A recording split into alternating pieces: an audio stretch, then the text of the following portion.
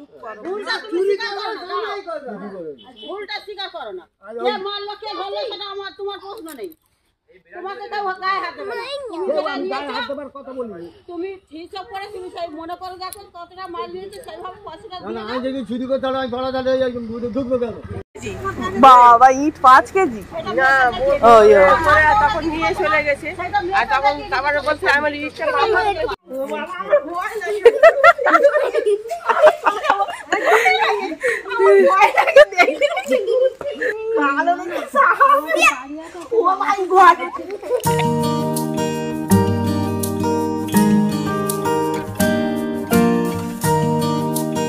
শুভ সকাল বন্ধুরা, কেমন আছো তোমরা সবাই? আশা করি তোমরা সবাই খুব ভালো আছো, সুস্থ আছো। এখন আমি ছেলেকে দিয়ে বাড়ি যাচ্ছি সাইকেলে করে।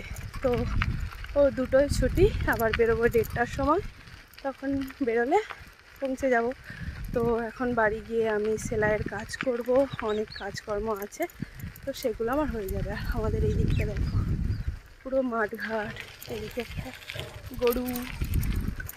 আজকে দেখো আমি মাংস রান্না করব, তো তার জন্য এখানে মাংসটা ধুয়ে নিয়েছি আর জোগাড়ও করে নিয়েছি। এখানে আছে কড়াইশুঁটি, এখানে আছে আদা রসুনের পেস্ট, এখানে আছে আলু, এখানে টমেটো, পেঁয়াজ আর মশলা।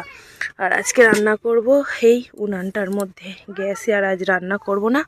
তো চলো সব জোগাড় করে নিয়েছি, এখানে আমি রান্না করব আর দিদা বাইরে রান্না করবে বাইরের উনানে। এখন দেখো উনুনটাকে ধরিয়ে নিচ্ছি, আর উনুন ধরানোর সময় এরকম ধোঁয়া ওঠে।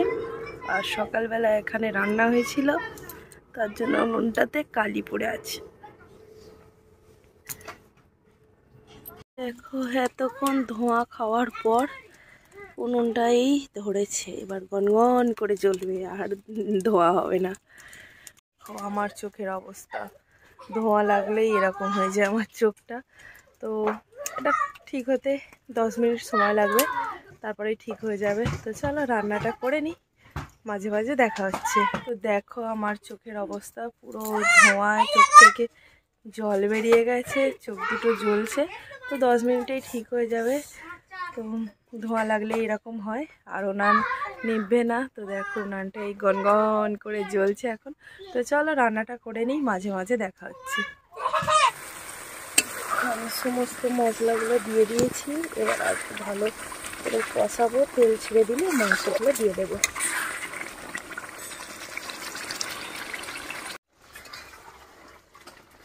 কড়াই কটা সব দিয়ে বেশ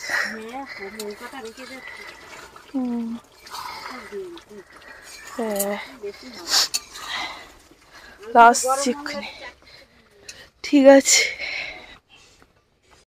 দেখো আমার মাংস রান্নাটা হয়ে গেছে, আর কেমন হয়েছে আমাকে অবশ্যই কমেন্ট করে জানাবে। তো আমি একটা জায়গায় গেছিলাম, মাংস কষানো হয়ে গেছিলো, মাকে বলেছিলাম তুমি আর একটু কষি আর জল দিয়ে নামিয়ে নিতে।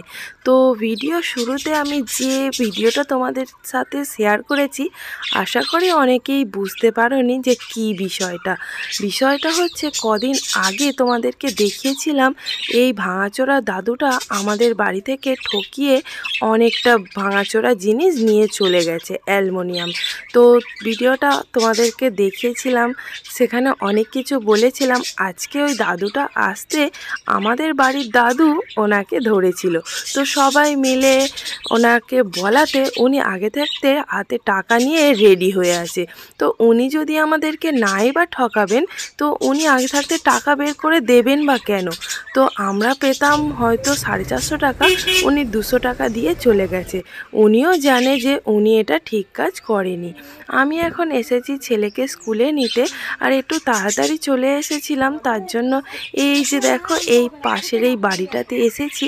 আর এই বাচ্চাটা কেমন খেলা করছে, আর এই দিদিটাকে ভয় দেখাচ্ছে। আমাদেরও কত রকম ছিল গো, সব হারিয়ে ফেলে। উঠোনে খেলা করবে একটাও, আর ও আসবে খেলতে, কেউ আর বাড়ি নেই।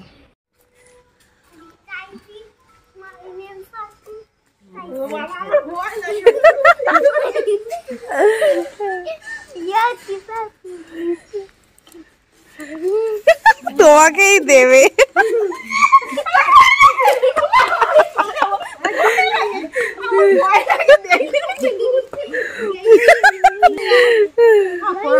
ভয় পাচ্ছে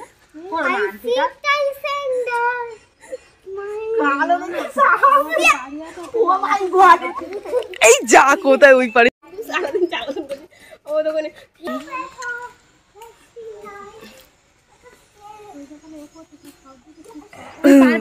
সাপ গাছে ঝুলছে, সাপ গাছে উঠে গেছে।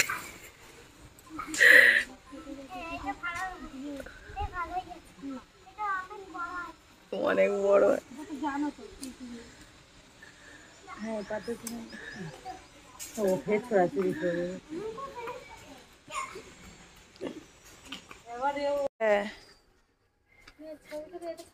হ্যাঁ সেই দেখ না কি সুন্দর পুকুরটা, ঠান্ডা, এখানটায় গরমের সময় নিরিবিলি।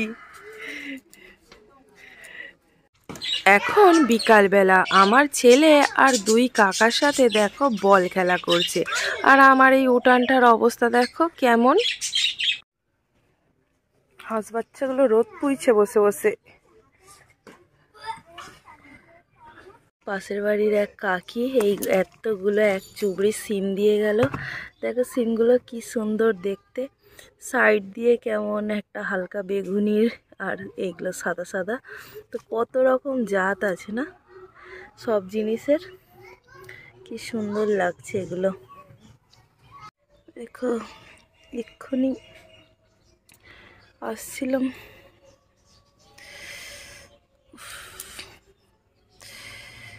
এটা পুরো ঢুকে গেছে কতটা পায়ের মধ্যে, বিশাল কষ্ট হয়েছে বের করতে।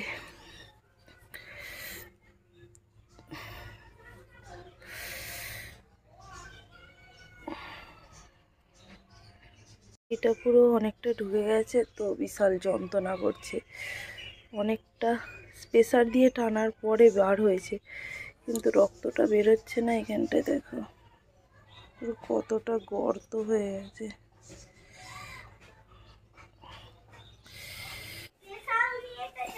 স্পেশাল দেবে না ওখানে না খেলে।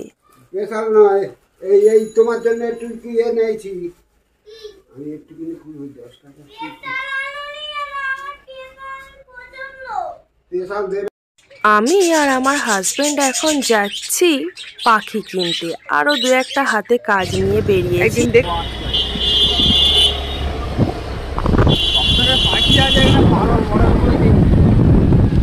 কোথায় বাড়ি? এইবার যাবে দেখ ছড়ে।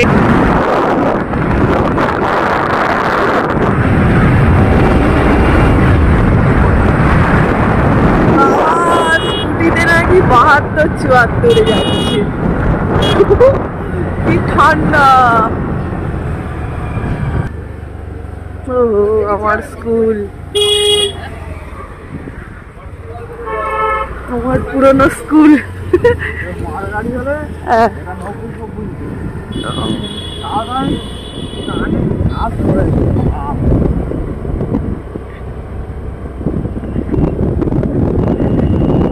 আমার স্কুলটা যেন কিরকম হয়ে গেছে, মাপার আছে সামনে। একটা জায়গায় পাখি নিতে গিয়েছিলাম, সেখানে সেরকম পাখি ছিল না। আর এই জায়গাটায় এলাম, দেখো এখানে কত খরগোশের বাচ্চা। এগুলো দেখতে না বেশ ভালো লাগে, কিন্তু খরগোশ প্রচুর নোংরা করে। সেরকমভাবে দেখাশোনা না করতে পারলে ওদেরই কষ্ট হবে। আমার দেওরদের অনেক খরগোশ আছে, আবার 7টা ছোট ছোট বাচ্চাও হয়েছে। তো এখন চলে এলাম, দেখো পাখির ঘরে কি সুন্দর সুন্দর পাখি। দেখা যাক এর মধ্যে থেকে কটা নেওয়া যায় আর কোনগুলো নেওয়া যায়। তোমরা অনেকেই হয়তো ভাববে যে পাখি পুষলে পাখিদের কষ্ট দেওয়া হচ্ছে, ওরা মুক্ত আকাশেই ভালো থাকে। কিন্তু কি বলো তো, এমন কিছু কিছু পাখি আছে তাদেরকে যত্ন করে বাড়িতে ওই খাঁচার মধ্যে রেখে দিলেই তারা ভালো থাকে। কারণ এরা তো সব রকম জিনিস খেতে পারে না যেগুলো আমাদের দেয়া হয় খেতে, যেমন ধরো দানা, এরা তো সব জায়গায় পায় না। আর এদের এসব না পেলে ওরা কষ্ট পাবে, মারা যাবে। তাই কিছু কিছু পাখি পোষা সত্যিই ভালো। এই গাজর খাচ্ছে,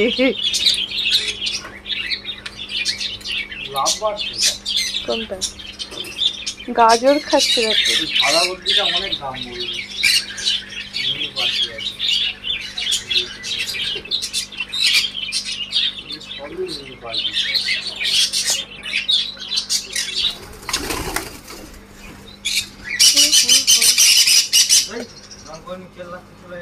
আর কি করি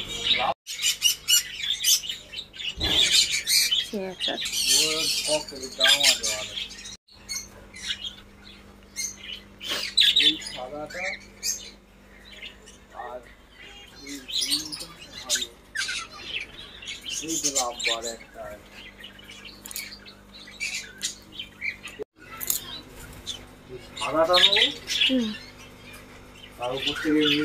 সব কটা জালে ঝুলে আছে।